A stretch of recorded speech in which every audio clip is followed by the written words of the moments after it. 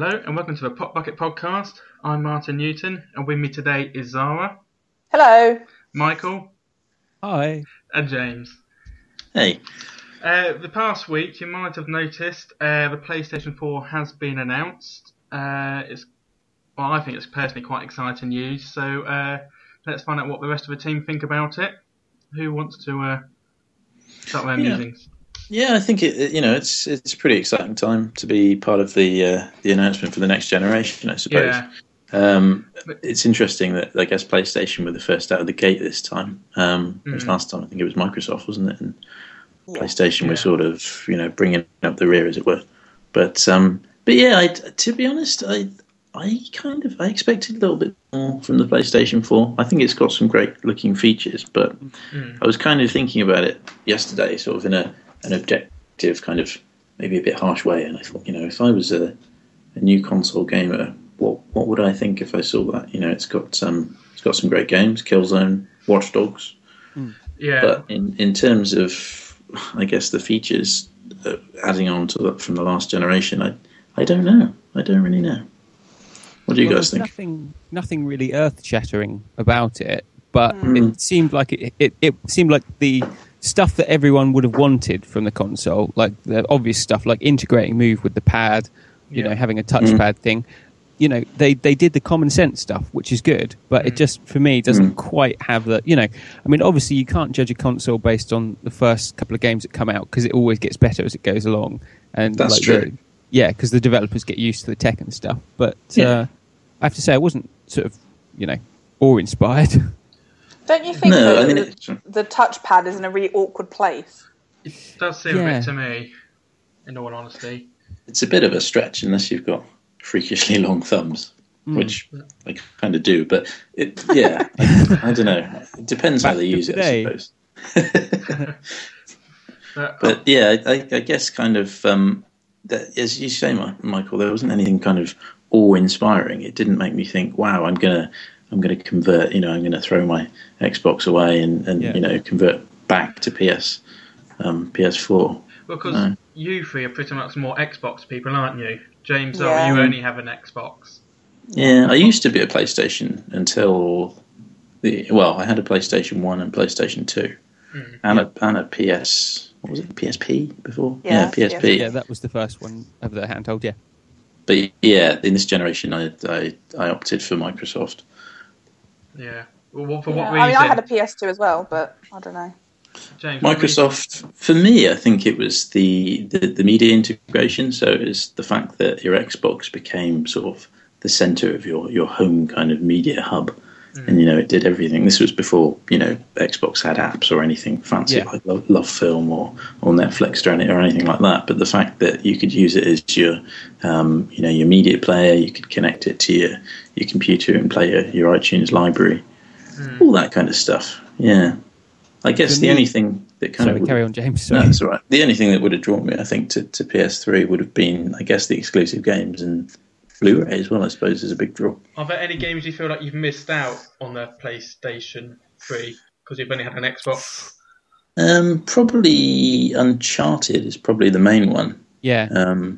Yeah, there's loads of sort of small games, I guess, which are like Nobby Boy and those sorts of things. But but I think Uncharted is kind of the major player for me.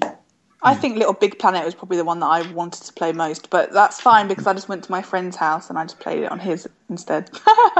Yeah. Best of both worlds. Yeah. And of course, Ape Escape. Ape Escape never came to Xbox. So Zara's going to kill me for mentioning Ape Escape. Still got a bug. I'm not going to say anything. Because get a room, James. Get a room. What I find interesting about the PlayStation 4 is it's got like the iToy is now like a Kinect. It looks like a Kinect. It's got sort of two cameras. It's got far better tracking, which means with the Move integration into controller, the Xbox sort of Kinect tracking, that's got pretty much all those bases covered. So it will be interesting to see how Microsoft, if they're going to keep pushing the motion control, I imagine they will. I reckon Kinect 2 will be boxed in.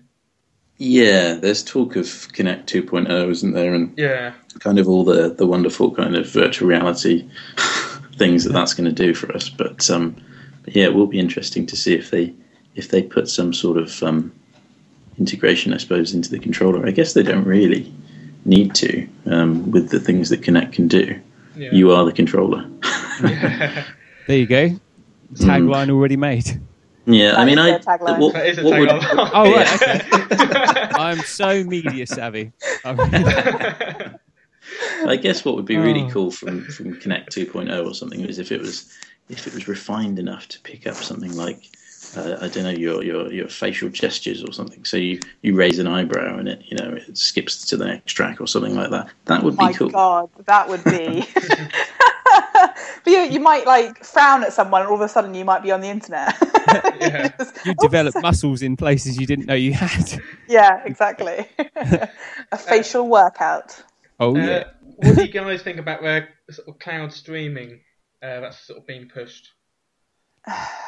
I think me and James were obviously talking before about how not everywhere has broadband and fibre optics and that kind of thing yet. So maybe we thought it was a generation too early to be streaming a lot of stuff, because obviously, where James used to live, it was poor. Where I live when I'm in England, it's pretty shabby as well.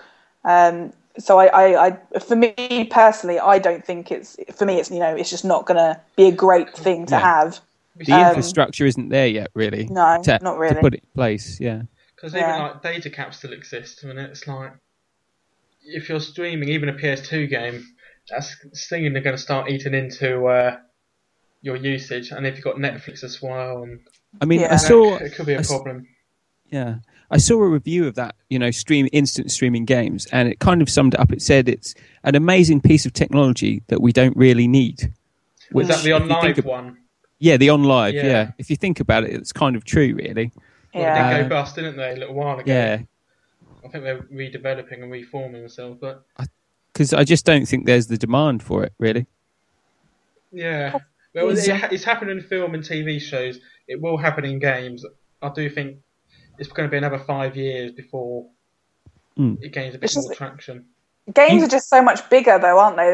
Their files are so much bigger in comparison to streaming stuff, and as I said earlier, we haven't got in the UK the best internet facility across the board for it to support it, really. Yeah. I'm moving to Sweden, I think. Have they got really good internet? Yeah, all the best internet clans. Every time you look at it, it's the Swedes again. Oh, okay. Fair enough. I'm getting my dictionary out, my language dictionary. So what's other things? What do you think about the fact that Sony didn't even show off a console? Does it matter to you? It doesn't matter to me that we didn't show off the actual box. But it's annoying. It's kind of weird, I guess. I mean, I suppose the controller is probably the most important aspect. But I guess I like to see a console. I like to imagine it in my living room, I suppose. If it's just going to be a black slab that gets covered in dust and sits next to your skybox, next to another like a DVD player and things like that, it doesn't bother me at all. It's what it does. I don't look at my skybox thinking, they could change this or change that a little bit in its design. Well, that's true. Although my TiVo box does bug me because it's got rounded sides, so you can't actually put anything on top of it. And, it's like that's having the same with the PS3, isn't it? You can't put anything on top of a PS3 because the top is kind of curved. Yeah, it's like a useless black barrel. You want to? Yeah. So, but it's not a deal breaker. It's not a deal breaker.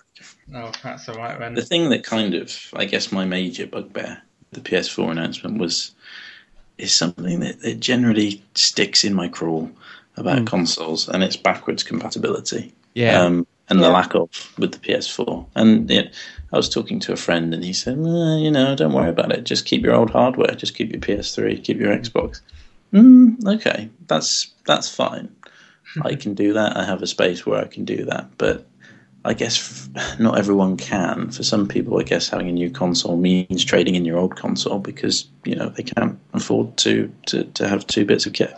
Yeah, that's very true. And also, some people don't have the space to have all that hardware.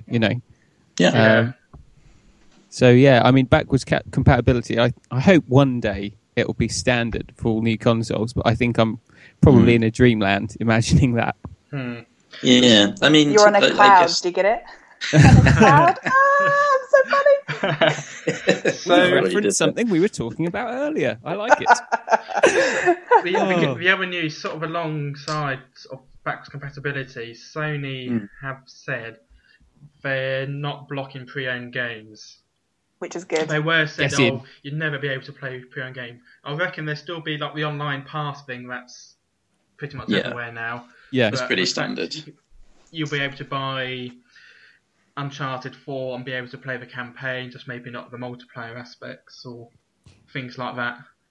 Yeah, which is fair enough, I guess. Yeah, I'd buy the odd pre-owned game. Most people do. It helps funds more. I use sort of pre-owned games sometimes to dabble in a new franchise or a new type IP of game, or even a new genre.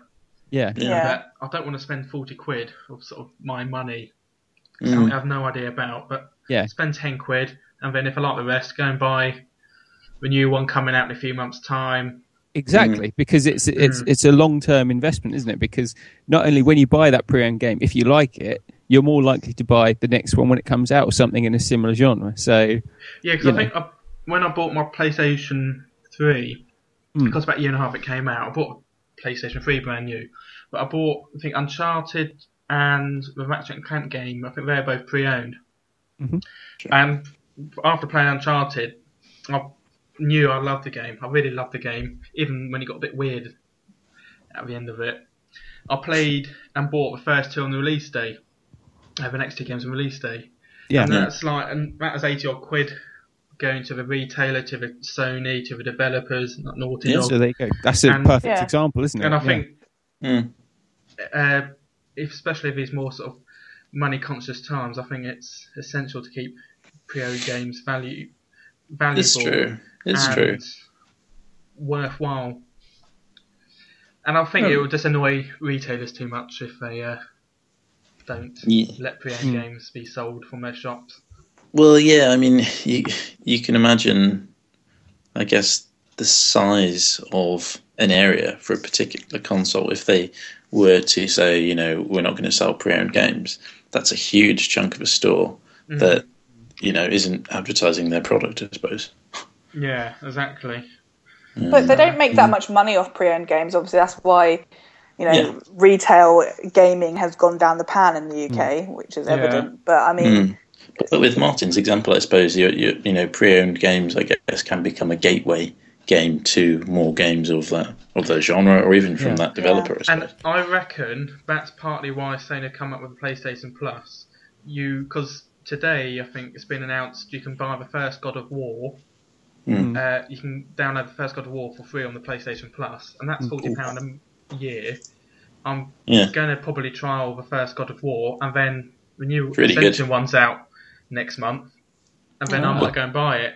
And Bioshock 2's been out recently. I'll probably go and perhaps pre-order Bioshock Infinite on the back of PlayStation Plus. I reckon why that's existing. God of War 1 was really good.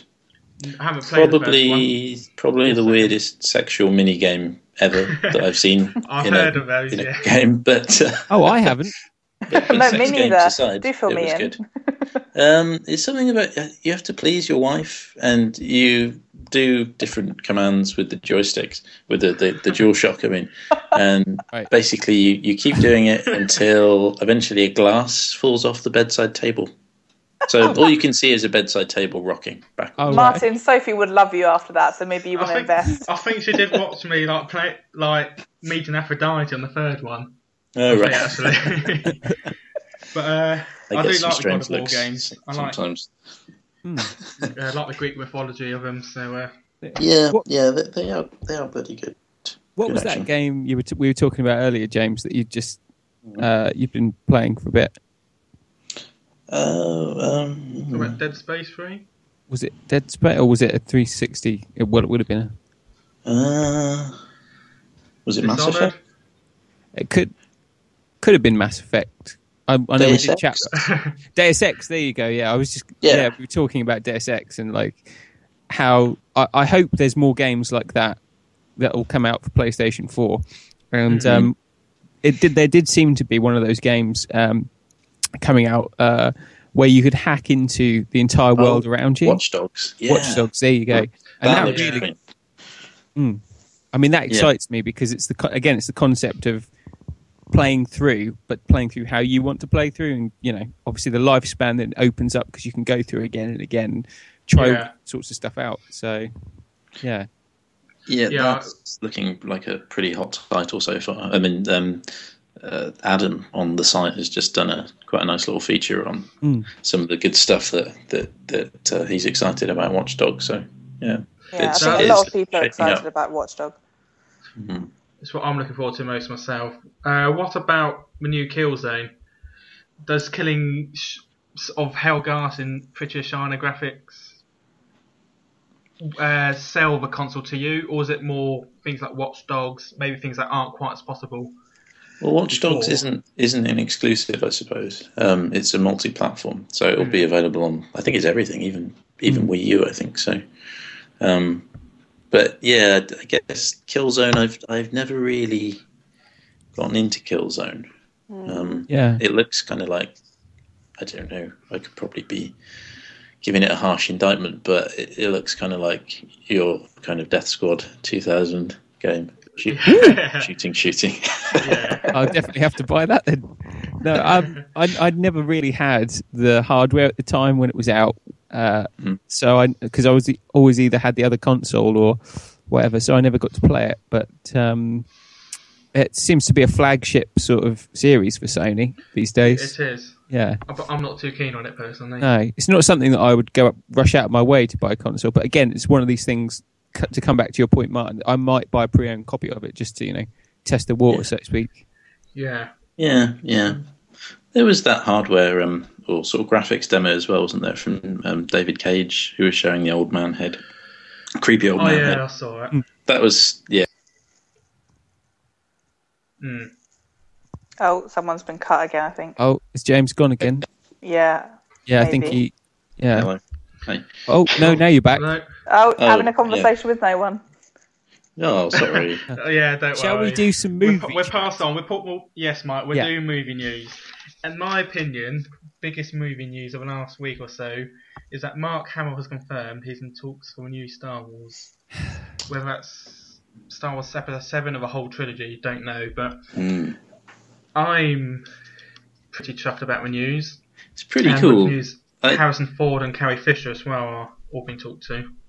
Yeah, that's pretty top news. I mean, Mark Hamill, I've not seen him in anything since Star Wars, but he was in he was the voice of the Joker in the Arkham City and Arkham Asylum games, and he was brilliant in that. He really kind of gave other Jokers, Jack Nicholson and Heath Ledger, kind of a run for their money in terms of making that character his own. But yeah, I haven't seen him, actually physically seen him since Star Wars. He was in James Silent Bob Strikes Back. Oh, was he? Oh, right, okay. Anyone seen that? Yes, unfortunately, yes, I did, yeah. He does parodies like Luke Skywalker role. He's got like a weird pink lightsaber or something like that. Oh, okay. If memory serves me correctly. I think I've just repressed my memory of watching that. But, yeah, he's sort of mainly known for his voiceover work these days, isn't he? Yeah. But it seems like one of those weird things where they're getting the original cast back together. It could be good, but what I'm going to do is bury all thought or anything to do with it until the movie's released, then read a review, and if the review's positive, possibly go and see it. That's what I'm going to do. Because, I think I'll go and see it regardless. I'll put myself through it, like I put myself through it with the last three. Strap yourself in the chair. Yeah, I mean, throughout the last film, we went to the premiere, so it's kind of, a late night showing, and I spent most of the film trying to scrub away the memories of my childhood watching Star Wars and how much I loved it. Yeah. The film was doing that for you, really, I suppose. I was right there with them. So you weren't keen on Jar Jar Binks then, or? No, not really. There's a really good podcast. Richard Herring, who's a stand-up comic, had Peter Serafinowicz on for one of his podcasts, and he did the voice of Darth Maul.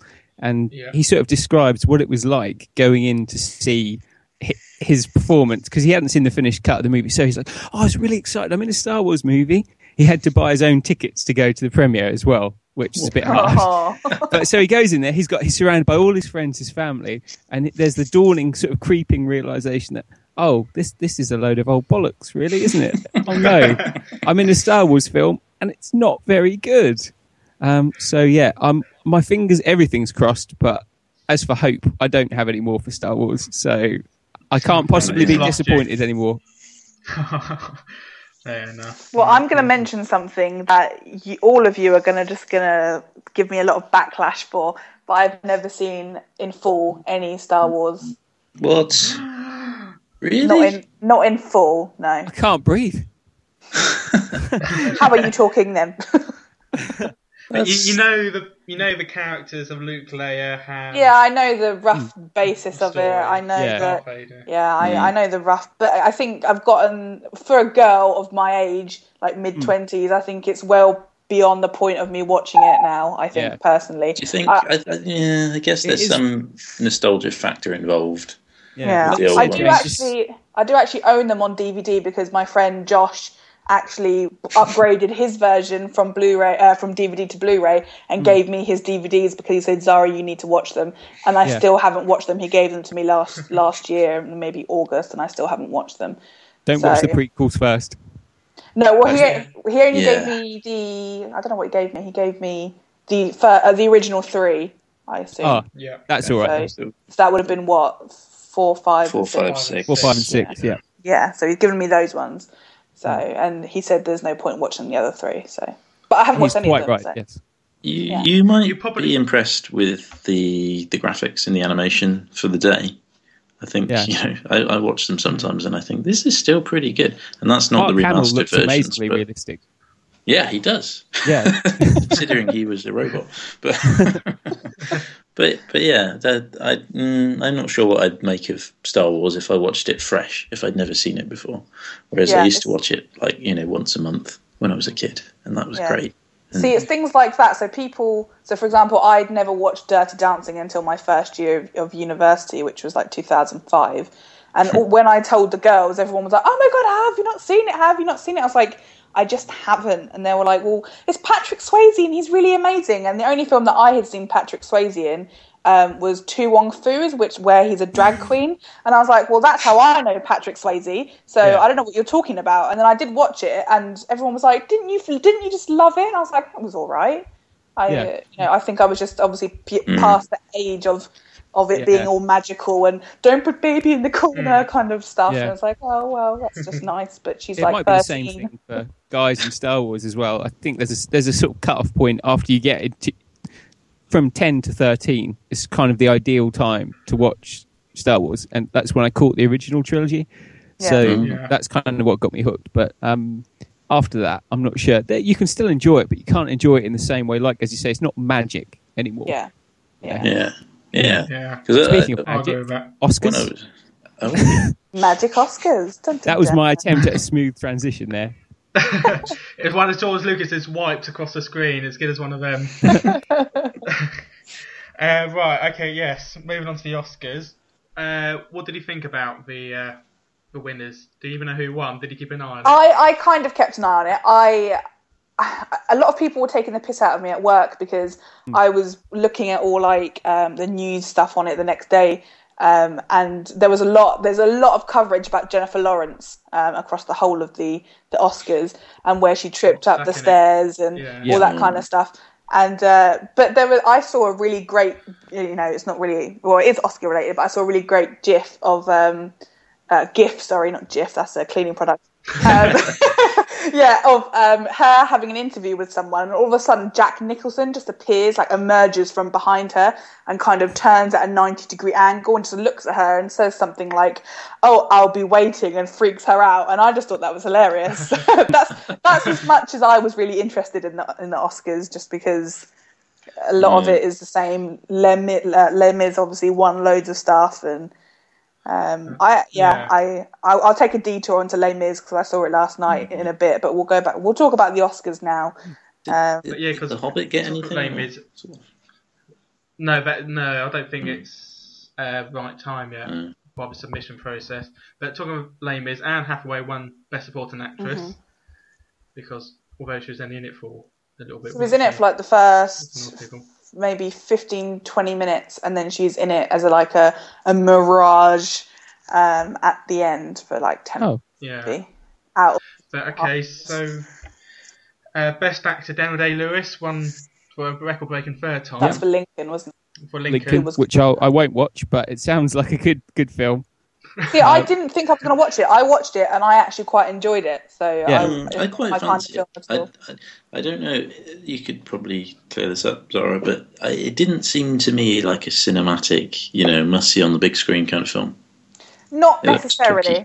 Yeah, it is a lot. It is quite talky and it's quite highbrow conversation as well. So I don't think I understood half of the stuff that was going on, but you can kind of piece together the conversation that the people are having. And the fact that Daniel Day-Lewis kept coming up with his Lincoln-esque quirky little stories in the middle is what kept the pace going, I felt.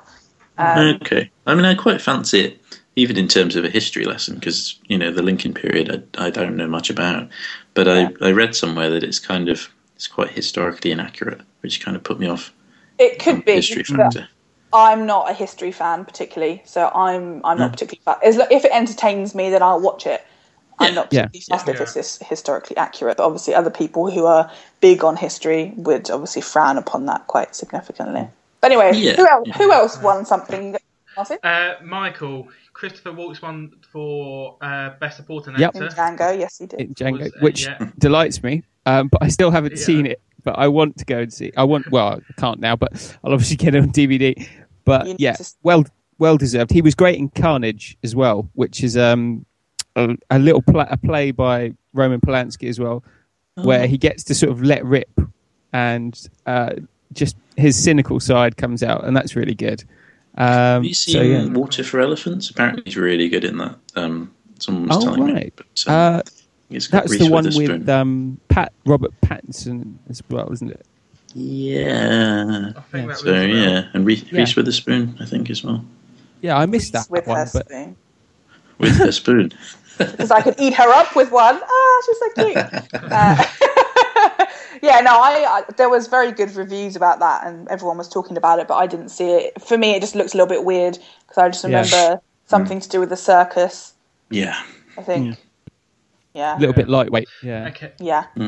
Speaking of Oscars, we got a question. It's probably a good time to go through it as it's about the Oscars.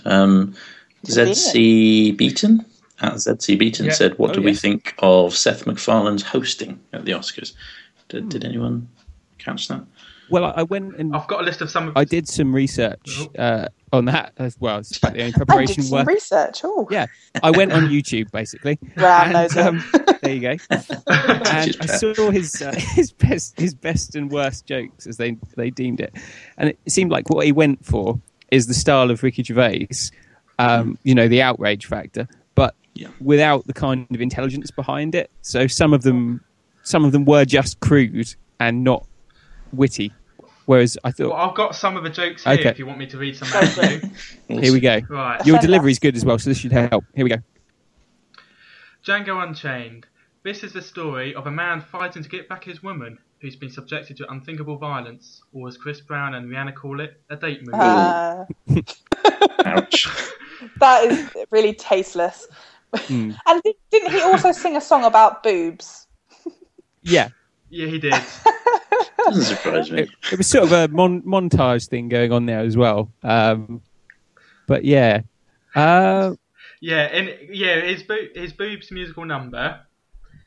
I think I don't know how the tune goes, but it goes Hilary Swank in Boys Don't Cry, Penelope Cruz in Vanilla Sky, and Kate Winslet in Heavenly Creatures and Jude, and Hamlet and Titanic and Iris and Little Children and The Reader and whatever you're shooting right now. We saw your boobs.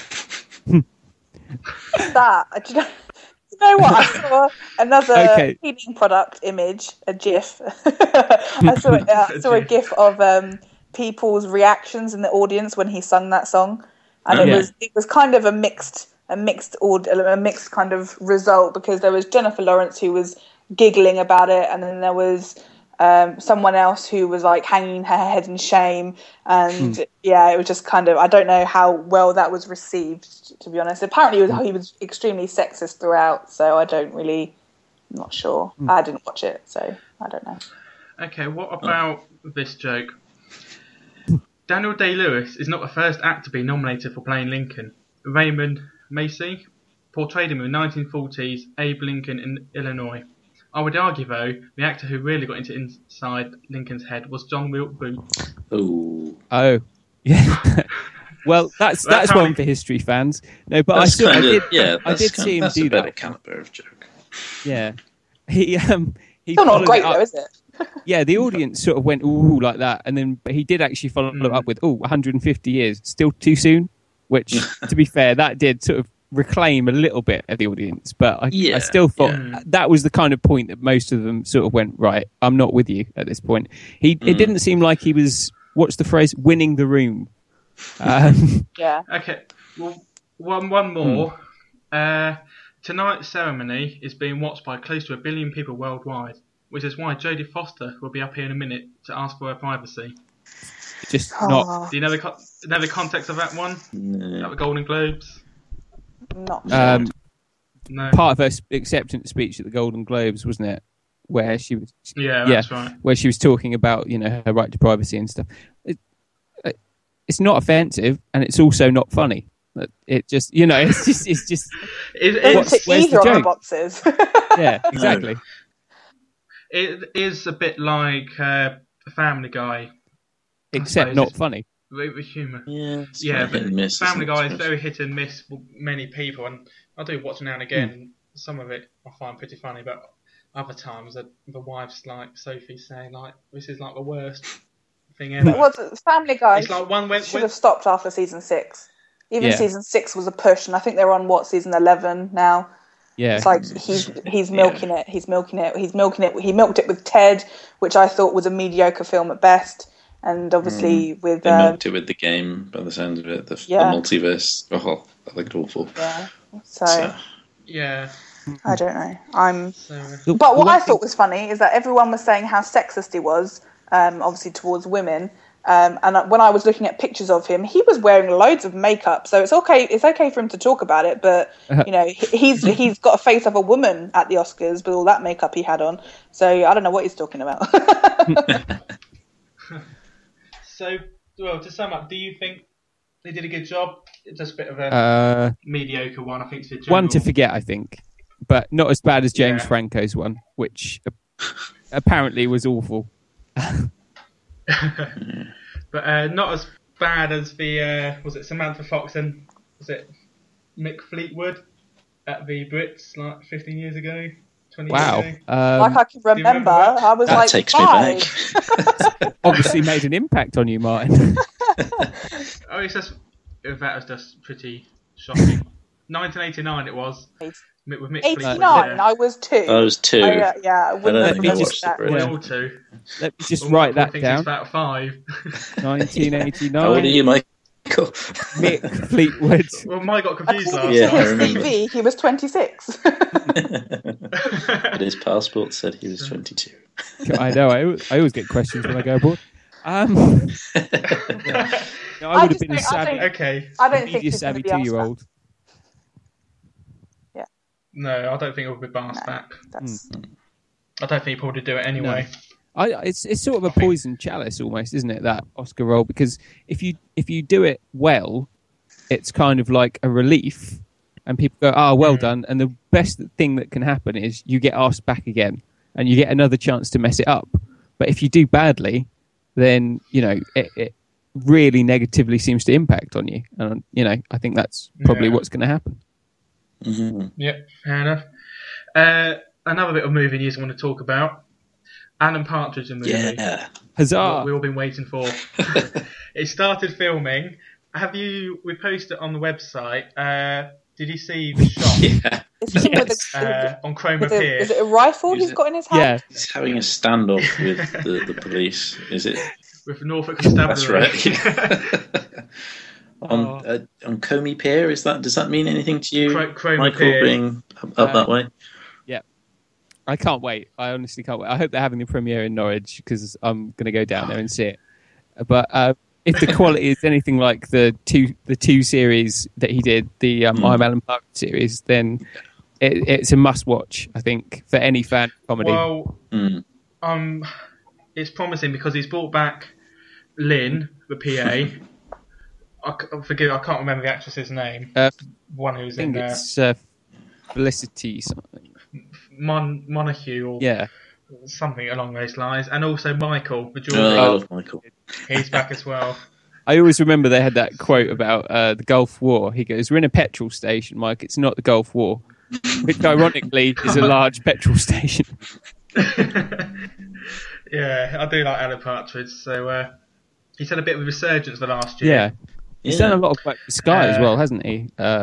Considering the whole hacking thing, he's taken a lot of money back from Sky, but that's another argument and conversation. Did you ever see the Knowing Me, Knowing You? The original kind of Alan Partridge series? Yeah, it was like his chat show. Oh, yeah. That was brilliant. That was good stuff.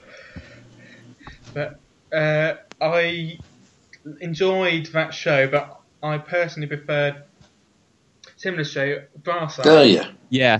I prefer that a bit more. I loved sort of two BBC documentary style Alan Partridge more than the chat show was. Yeah.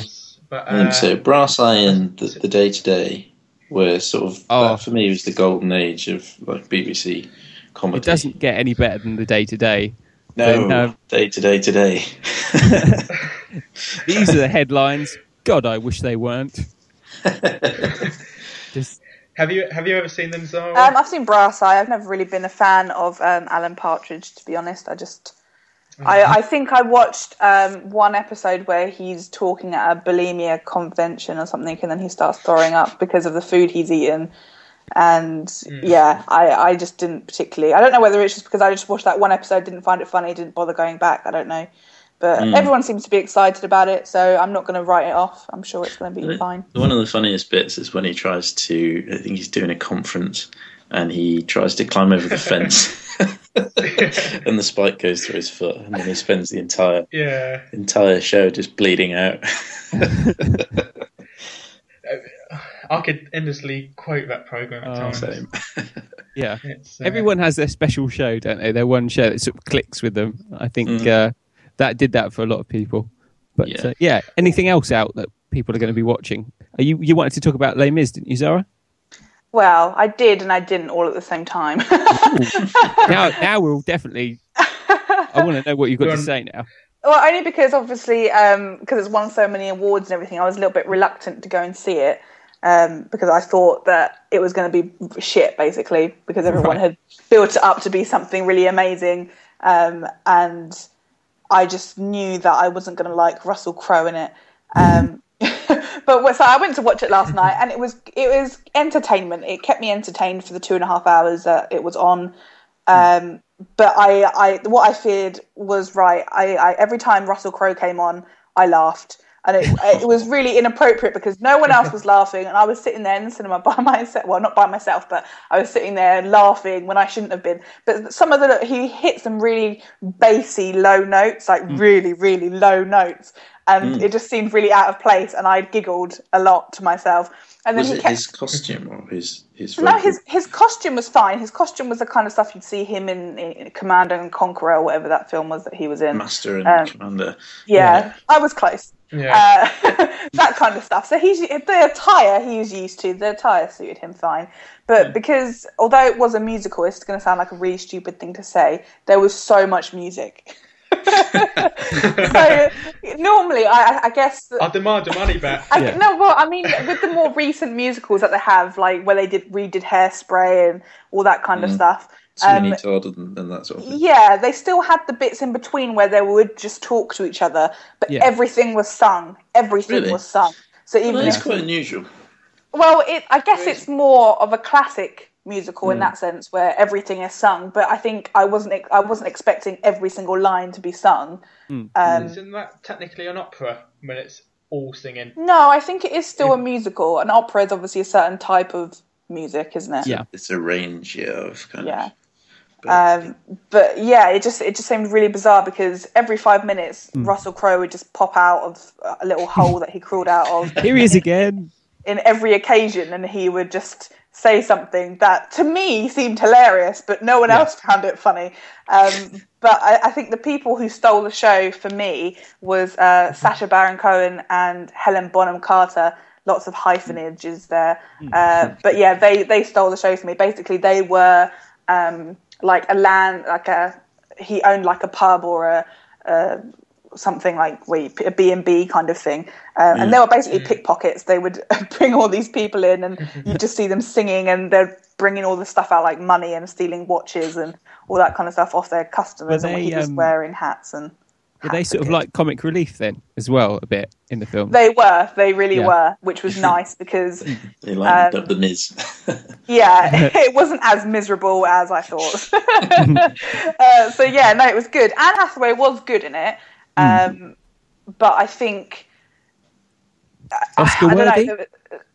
Yeah, I guess she would have been because she obviously hasn't done anything like that before. Yeah. So it's very out of character for her to have done something along those lines. But I just didn't like the facial expressions that came along with her singing because at one point she looked so horrific. I know that's not the point that she needs to look beautiful every single moment. But at one point that she looked like someone was putting something up her bottom and she didn't quite like it. That's basically one of the faces that she pulled, and I was like, "Oh no, I can't keep looking at this face." And I didn't know, I was a novice. I didn't know anything about Les Mis. I'd never seen the show. I'd never read anything about it beforehand. I just saw that it had won all these Oscars, so I didn't realise that she was going to die, and then she died, and I was like, "Wow, I don't have to look at that face anymore." That's spoiler alert for the listeners, but retrospectively, so you didn't hear that. The poster. I'm pretty sure it's quite known that she dies in it. I'm pretty sure. I just didn't it's like, what was it, 150 years old? You got to let the spoilers go at some point. Yeah, exactly. But yeah, I think it was good, but it wasn't amazing. I don't think it wasn't like 10 out of 10. I've heard people saying, "Oh, I could watch it over and over and over again." I'd probably never watch it again, and I'd be quite fine with that. Yeah. Would you be tempted to go to the stage show? Probably not. When I go to see musicals, I prefer seeing not happy things, but funny stuff, I guess. Yeah. Like, like the Hairspray, the Avenue Q's, the Book of Mormon, all that kind of stuff is more my bag. As someone who was coming into it, sort of not having any prior knowledge, did the film drag in places for you, or was it? Yeah.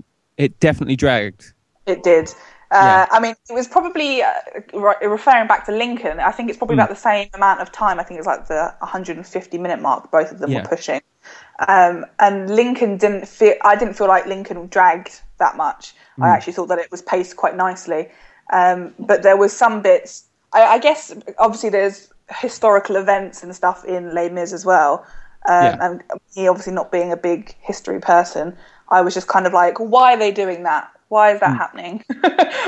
What has that got to do with anything? I couldn't really see, as stupid as this is going to sound, how it was going to end. Where it was going to go. So you don't think, as someone coming in without the background knowledge, you don't think they communicated it too well in terms of how the story was going to go and what the background historical context was? I'm going to sound really thick now because I didn't. Obviously, it's Les Mis. It's in French. I didn't realise it was about the French Revolution. I just didn't know that. I wasn't aware that that's what it was. Fair enough. Well, yeah, why would you if you've not seen it or read exactly? It, then, And I'm not. History is not my thing, so that wasn't. It was fine. It was worth watching, I'd say, to find out why everyone was going on and on about it. But now I've put it to rest. So I'm fine. Cool. The last time I went to the cinema, it was a choice. It was a toss-up between that or Django, and I thought Django was kind of feel like something that's going to be vaguely cheerful. Yeah. Yeah. No, it's about slavery. Slavery or being miserable. Yeah, clues in the name, isn't it? Well, this weekend, me, Soph, and a couple of friends off to see Mama. Have you heard of that film? Del Toro. Is it by? Oh yeah, it is produced by him, isn't it? Yeah, Del Toro. It's meant to be really good. Yeah, I know it's about some girls find some girls in the woods and they bring him home and something happens. Yeah, I've heard it doesn't sound anything too. It's kind of a throwback to kind of the old days of ghost stories, how ghost stories used to be before it was all kind of gore and violent. Yeah, it's kind of it's back to the scare, which kind of it appeals to me. But but there is a difference between ghost stories and horror stories. True, and it's a ghost story, rather than so. But is it a well done ghost story? Would you say? I don't know. I haven't seen it. Right. Okay. Have you seen the old the orphanage? That was I've seen the orphanage. That creeped me out. That was That was eerie. That was creepy. That was. I saw the original Spanish. Yeah. I think they had the remake. I don't know if that's a shot-for-shot remake or what. Oh, I'm not quite I think sure. I enjoyed the orphanage. The Spanish one. Yeah, it was good. It was really good. I'll tell you what I watched on the weekend. I had a bit of a film weekend. And I managed to watch 7 films across the weekend. And one of them that I watched that freaked me out was Catfish. I know it's old; it's like 2009. Yeah. But that did. It was. I just thought it was really weird because obviously you know that something bizarre is going to happen. But I felt really bad. I kind of felt bad for the woman who was in it because obviously he was pretending to be all these people because she was obviously upset or not fulfilled with her own life and how it had gone and stuff. So I did feel bad for her, but at the same time it was something that obviously she'd brought on herself. It's a complex web of lies that she weaves, and you do really feel for her, but it's kind of, I guess, in terms of morality, you think, well, should she get away with that? That is really, it's wrong. It's a big wrong. But it's a thinker. It's a thinker. I bought it on DVD because I missed it last year or whenever it was on More 4. And I read sort of the blurb in the TV guide and it said award-winning, you must see this. And I thought, well, I'll order it. And we sat through it and it was pretty unnerving. You don't really know quite what's going to happen. Yeah. He's tracking down this woman that he's fallen in love with, and I guess your first thoughts are kind of, it's going to be a guy. It's going to be some, crazy serial killer guy. But the truth of it is a lot more sad and a lot less scary and a lot more kind of, I guess it's kind of heartbreaking, really. You kind of think some people have pretty shitty lives, and there's no way out of it. Because she was saying that all the people that she created out of this were like aliases of herself. So, it was basically it started with her sending him artwork, didn't it? Where she was claiming was her 7 or 8 year old daughter doing all this work, but it was her doing it, and it was winning awards and stuff, wasn't it? This art for child art and things like that, supposedly, and it made me think that the different personas that she was kind of playing out were probably different parts of her personality. So her kind of childish, kind of vulnerable side, and then her kind of the older sister supposedly was this kind of young, promiscuous kind of side of her. Dancer she was kind of really pretty and kind of the popular kid at school and good with the boys. But it's sad. It is sad. But I was saying to James like on the weekend that.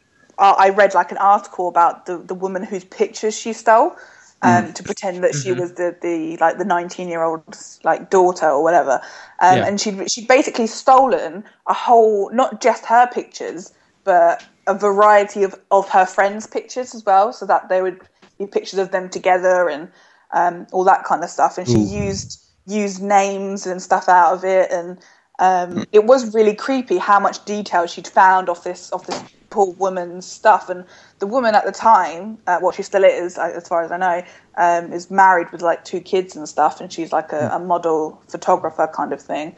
And so obviously she was going to be, very attractive because she's a model and stuff like that. But I guess people don't really think about that kind of stuff when they put up pictures. Obviously back in that time it wasn't as big as having everything set on private and all that kind of stuff. True. And like the fact that this woman had used even her the picture that she stole of the girl, her actual daughter, she'd used that name as that pet snake that she was talking about, that apparently died or whatever. I think it's just that level of detail is sort of unnerving when someone can fabricate a whole personality, and the fact that it actually comes from someone's real life just makes it, as you say, really creepy. I'm going to have to add that to the list of films that I haven't seen that I'm going to have to watch now. You should check it out. It's worth it, I'd say. Yeah, it's good. We watched something similar kind of a few months after. It was like a Dispatches documentary or something. The girl who became two boys. Did anyone see that? Yes, I saw that. Yeah, that was... I thought that was a little bit silly, though. In comparison to Catfish, I thought that was ridiculous. It was weird, but it was weird. Premise of it. It was a girl who... This young girl who... I say young, she must have been, 17 or something, and she was basically duping these two younger girls into... Well, she made friends with them in real life, and then she pretended that she was two separate boys and was texting them and technically dating Facebook them. profiles and she was kind of romancing them, wasn't she, over the internet? But she was doing it in real life as well, which I found really bizarre because she wouldn't... She had a hat, and she'd never take her hat off, and she wouldn't she pretended she was this really shy boy who wouldn't speak and stuff. So she'd text these girls, when they were in the same room, she'd text them. Rather saying something. Say, like, can you make me a cup of tea or something? And it was really weird, and you got the impression that the girls maybe were a bit vulnerable, or had some kind of trust issues or something. So they weren't questioning, I guess, why this boy was behaving so weirdly. But then they ended up sleeping. It got really weird. Yeah, it got very weird. Got a bit icky. Yeah, we won't go down into it that far, I think. But because this is a family show, It's a family show. We keep it clean. It just wasn't pleasant. Fair enough. It wasn't pleasant, but it makes you wonder that why these. I mean, I know these were young girls, but it makes you realise how naive people can be. I think people forget about that kind of thing. But it was definitely something that makes you think, I would say. Yeah, I guess it's just old Mother Internet. She's a weird lady. Yeah. She is. And I think on that note, I think we're going to have to leave the podcast for now. A little bit of a sinister ending. A sinister ending, yeah.